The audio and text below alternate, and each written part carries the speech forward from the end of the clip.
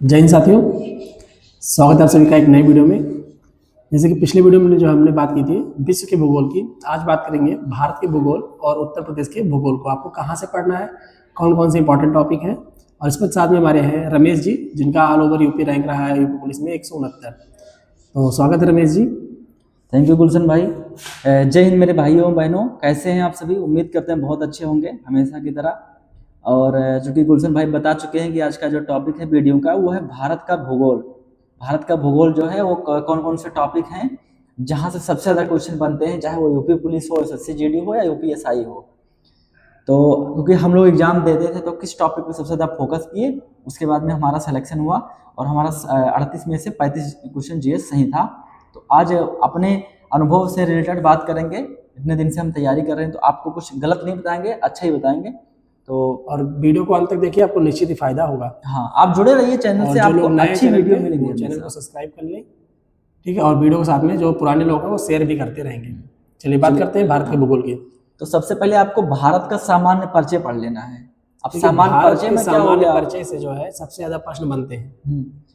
भारत का सामान्य परिचय मतलब भारत जो है ना वो पूर्वी गोलार्ध में है, पश्चिमी गोलार्ध में है, किसमें स्थित है, कितने डिग्री पूर्वी गोलार्ध, कितने डिग्री पश्चिमी गोलार्ध, कितने डिग्री उत्तरी गोलार्ध किसमें स्थित है, मतलब चारों तरफ को आपको उसको याद कर लेना है। कितने अक्षांश कितने देशांतर पर स्थित है, भारत के पूर्व से पश्चिम की लंबाई कितनी है, भारत की उत्तर से दक्षिण की लंबाई कितनी है, और भारत का सबसे पूर्वी बिंदु जैसे कि अरुणाचल प्रदेश है, भारत का सबसे पश्चिमी बिंदु सरकरी गुजरात में स्थित है, भारत का सबसे उत्तरी बिंदु इंदिरा पॉइंट जो है, सबसे दक्षिणी बिंदु जो है इंदिरा कोल। तो चारों के बारे में पढ़ लेना है। कितने डिग्री पर ये स्थित है इसको भी पढ़ लेना है। पूर्व से पश्चिम लंबाई, उत्तर से दक्षिण लंबाई, और अक्षांश और देशांतर भारत कहाँ स्थित है, इसके तटीय जिले कौन, तटीय राज्य कौन कौन से हैं, हाँ ठीक है, बंदरगाह कौन कौन से इसके इस पे स्थित है। और फिर हम अगर दूसरी बात करें तो भारत के जो पड़ोसी देश हैं, कितने पड़ोसी देश हैं ये याद कर लीजिए एक बार, और किन किन राज्यों की सीमाएं उनसे लगती हैं। हाँ, जैसे कितनी लंबाई लगती है ये भी पूछा गया। मैं बात करूं सबसे ज्यादा जो बाउंड्री लगती है, कई बार एग्जाम में पूछा गया है कि भारत की सबसे ज्यादा सीमा जो है किस देश से लगती है, तो बांग्लादेश है। 4096 किलोमीटर जो है लंबाई भारत और बांग्लादेश के बीच में सीमा है। और कितने मैं देश आपको बता हैं? मेरा एग्जाम था उसमें पूछा गया था कि भूटान से कितने देशों की कितने राज्यों की रेखाएं लगती हैं, ठीक है। कितने ऐसे राज्य हैं जिनकी रेखा भूटान से लगती है।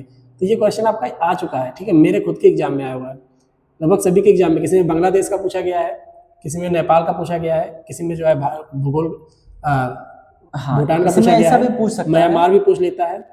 मान लीजिए 4 ऑप्शन दे देगा और 3 ऑप्शन ऐसा दे देगा जिन राज्यों की सीमाएं लगती हैं, एक का दे देगा कि पूछेगा कौन सा ऐसा राज्य है जिसकी सीमा नहीं लगती है, 3 लगने वाली दे देगा, 1 नहीं लगने वाली दे देगा।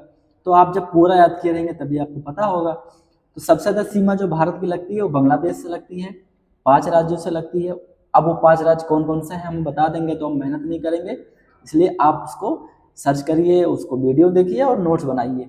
दूसरा चाइना हो गया, उसके बाद में पाकिस्तान हो गया, उसके बाद में अफगानिस्तान हो गया, नहीं अफगानिस्तान से सबसे कम लगती है। फिर उसके बाद में नेपाल हो गया, भूटान हो गया, और म्यांमार अफगानिस्तान। मैं अगर किलोमीटर में बता दूं तो 4096 किलोमीटर बांग्लादेश का है। हो सकता है कुछ इधर हो जाए, नहीं तो मेहनत करना कम पसंद करते हैं। हाँ, सबसे कम लगती है अफगानिस्तान की 106 किलोमीटर, सबसे ज्यादा 4096 किलोमीटर लगती है बांग्लादेश की। अब आप सभी देशों का याद कर लीजिए कि कहाँ से किस देश की लगती है। चाइना की 3488 लगती है। ऐसे सभी देशों का आप याद कर लीजिए कि कौन कौन से प्रदेश है जो सीमा बनाते हैं, ठीक है। और मैं बात करूँ नोट्स की, तो नोट्स आपको जो है मेरे चैनल पे ऑलरेडी पड़े हुए हैं, ठीक है, वो हस्तलिखित नोट्स जो आपको मिल जाएंगे मेरे चैनल पे, वहाँ आप जा करके देख सकते हैं। अब बात करते हैं भारत की नदियाँ के बारे में। भारत की सबसे लंबी नदी, भारत की सबसे चौड़ी नदी कौन सी है, सबसे लंबी नदी की लंबाई कितनी है, जैसे गंगा नदी है 2525 किलोमीटर। इसका उद्गम कहाँ होता है, गंगा नदी की प्रमुख सहायक नदियाँ कौन कौन सी हैं, और कौन सी नदी कहाँ जब ये बांग्लादेश में प्रवेश करती है तो इसका क्या नाम हो जाता है। हाँ, इसको किस नाम से जाना जाता है बांग्लादेश में। अब जब ये ब्रह्मपुत्र नदी से जाके मिल जाती है फिर इसको किस नाम से किस जाना नाम से जाता जाना है? जाता है? गंगा नदी पर कौन कौन से बैराज बनाए गए हैं, कौन से बांध बनाए गए ये हैं? बहुउद्देशीय परियोजना में आपके आ जाएगा, ठीक है। बहुउद्देशीय परियोजना भी इसी के साथ में है, उसमें ये पूछा जाता है कि कौन कौन से बांध बनाए गए, कौन कौन से बैराज बनाए गए हैं। हाँ, ये आपका बहुउद्देशीय परियोजना से पूछा जाता है। बहुत सारी नदियां यहाँ पे जब आगे नदी पड़ी मिलती है, हैं। जैसे रमेश जी बता रहे हैं, जो जब नदी पड़ी है तो नदी के साथ साथ उस नदी पे बांध, प्रमुख बांध कौन कौन से हैं, ठीक है। प्रमुख आप पढ़ लीजिए। देखिए, अगर प्रमुख वाला आपको नहीं याद है तो आप ज़्यादा डिटेल पढ़ के क्या कर लेंगे। देखिए, प्रमुख पढ़ लिया तो आपने, तो डिटेल वाला भी आपको याद रहेगा, कि जो कभी नहीं पूछा गया वो भी आपको एक दिमाग लग जाएगा कि ये वाला इस पे नहीं है, ये वाला इस पे नहीं है, तो ये वाला हो सकता है, एक संभावना आपकी बिल्कुल बनी रहेगी।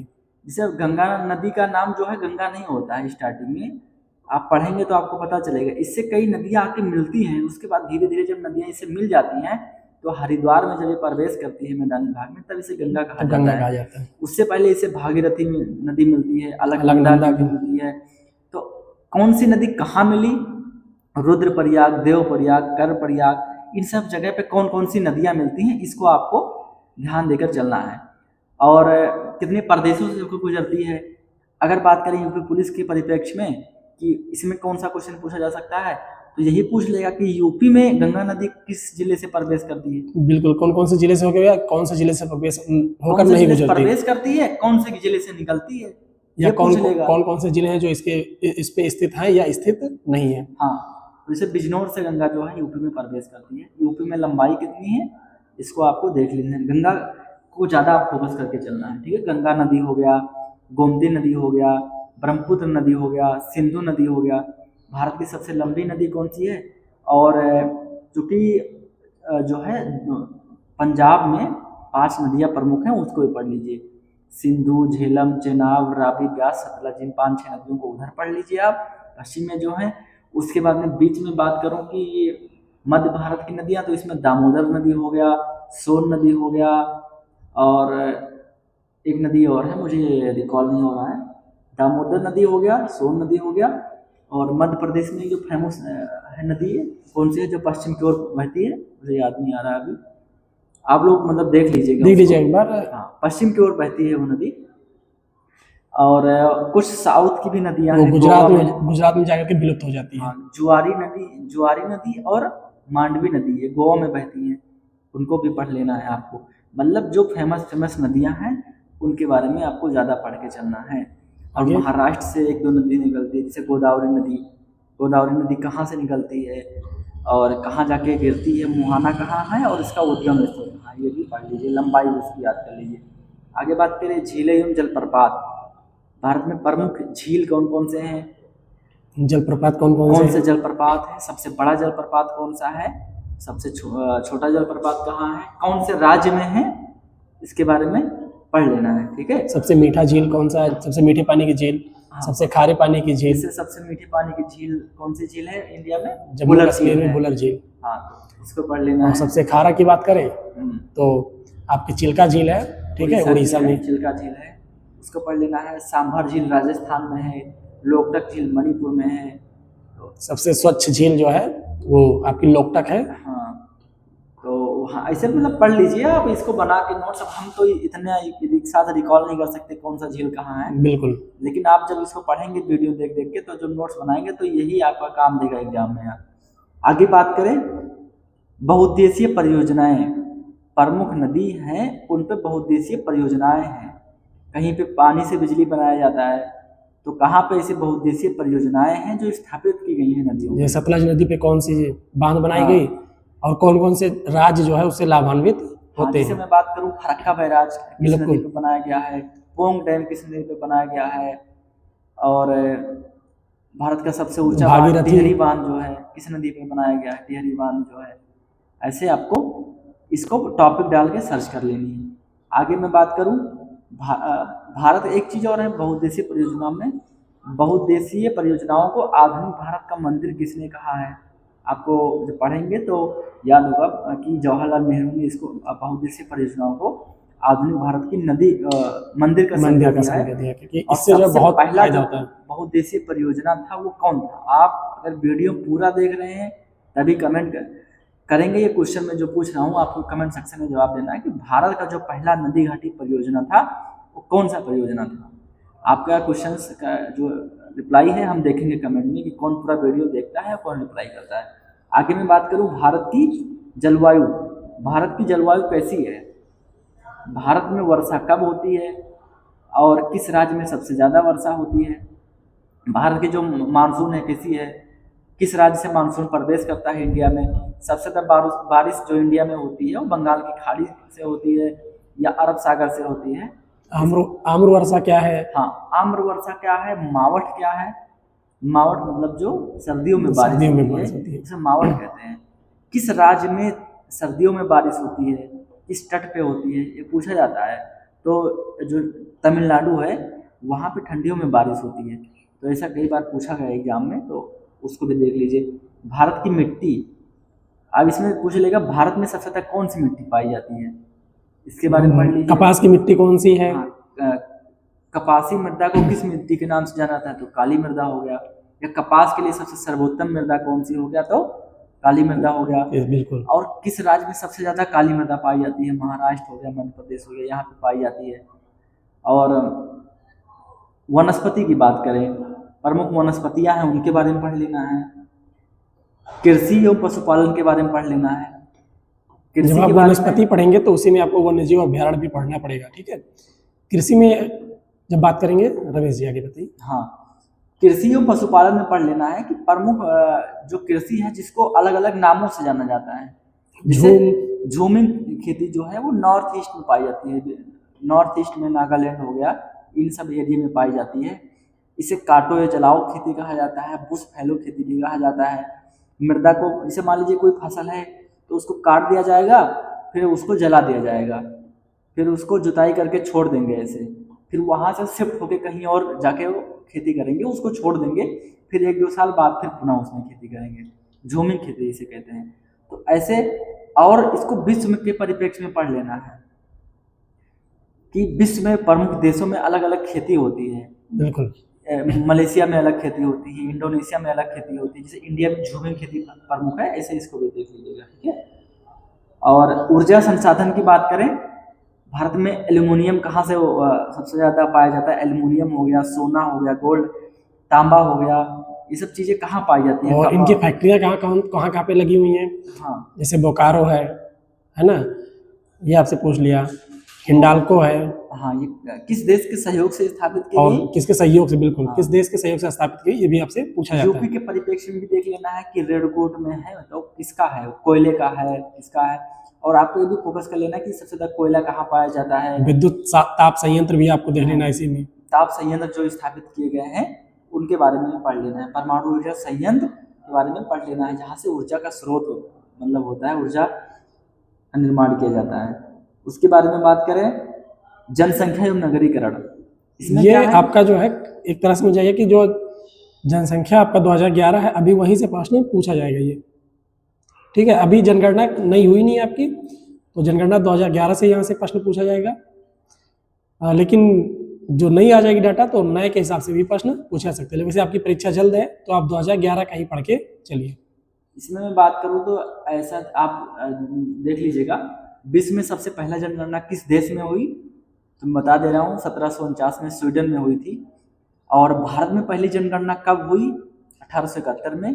किसके कार्यकाल में हुई, किसके कार्यकाल में हुई, लॉर्ड मेयो। नियमित जनगणना 1881 में लॉर्ड रिपन के कार्यकाल में हुई। स्वतंत्र भारत की पहली जनगणना, स्वतंत्र भारत की पहली जनगणना। और वर्तमान में जो जनगणना होने वाली है 2027 में, ये कौन सी जनगणना होगी, इसके बारे में पढ़ लेना है। इसमें भी 2 चीजें पूछ सकता है, एक तो किस नंबर की होगी, ऐसे पूछ ले सामान्य तौर से, या स्वतंत्र भारत की कौन से नंबर की होगी। और इसका थीम पूछ लेता है, इसका थीम क्या है जो जनगणना है, जनगणना की थीम। और जनगणना आयुक्त कौन थे ये पूछ लेता है। जैसे चंद्रमौली 2011 में जनगणना आयुक्त थे, तो उनका नाम पूछा गया कि 2011 के जनगणना आयुक्त कौन थे।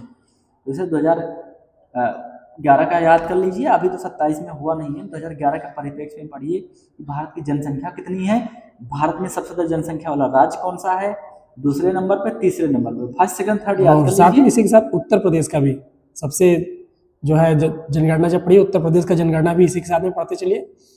और कौन सा जिला है जिसकी जनसंख्या सबसे ज़्यादा है, सबसे कम है, जनघनत्व तो कहाँ पे सबसे ज़्यादा है, जनघनत्व सबसे कम कहाँ पे है, और जो है सबसे शिक्षित जो कौन सा है, जो है कौन सा लिंगानुपात कहाँ पे सबसे अधिक है, तो ये जनगणना से मतलब आपके कि मेन प्रश्न ऐसे पूछे जाते हैं। जनगणना में जो जो डाटा पब्लिश होती है ना, सबसे बड़ा जिला, सबसे छोटा जिला, क्षेत्रफल में और क्षेत्रफल में सबसे बड़ा, क्षेत्रफल में सबसे छोटा, जनसंख्या में सबसे बड़ा, जनसंख्या में सबसे छोटा, किस जगह सबसे ज्यादा लिंगानुपात पाया जाता है, 1000 महिलाओं पर पुरुषों की संख्या, 1000 पुरुषों पर महिलाओं की पुरुषों संख्या, पे महिलाओं की लिंगानुपात जो संख्या होती है वही। जनसंख्या घनत्व 1 किलोमीटर में कितने और लोग शिशु निवास करते लिंगानुपात भी हैं। आपसे पूछता है बार बार। शिशु लिंगानुपात नहीं पूछा जाता है, वैसे ये पूछ सकता है कि सबसे ज्यादा शिशु लिंगानुपात किस जिले किस में जिले थी। में है?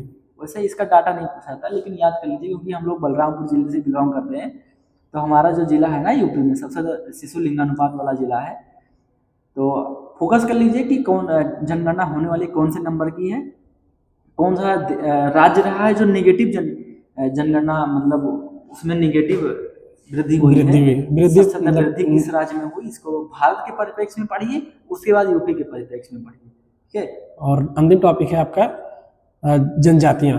ठीक है, जो भारत के जनजातियां हैं, हाँ, और कौन कौन सी जनजातियां हैं, जैसे गौड़ है, ठीक है, मैक्सिमम गौड़ पूछा जाता भारत की है। सबसे बड़ी जनजाति कौन बड़ी सी है, जनजाति कौन सी है, कौन सी जनजाति दिवाली को शोक के रूप में शोक के रूप में मनाती आती है, ये उत्तर प्रदेश के प्रवेश में किस क्वेश्चन आपका भी जनजाति आएगा। में बहुपति प्रथा प्रचलित है, कौन सी जनजाति नीलगिरी रेंज में रहती है, टोडा जनजाति रहती है, कौन सा ऐसे राज्य है जहाँ पे जनजातियां पाई ही नहीं जाती हैं। हाँ, उत्तर प्रदेश से कौन कौन से जिले हैं जहाँ जनजातियां नहीं निवास करती हैं।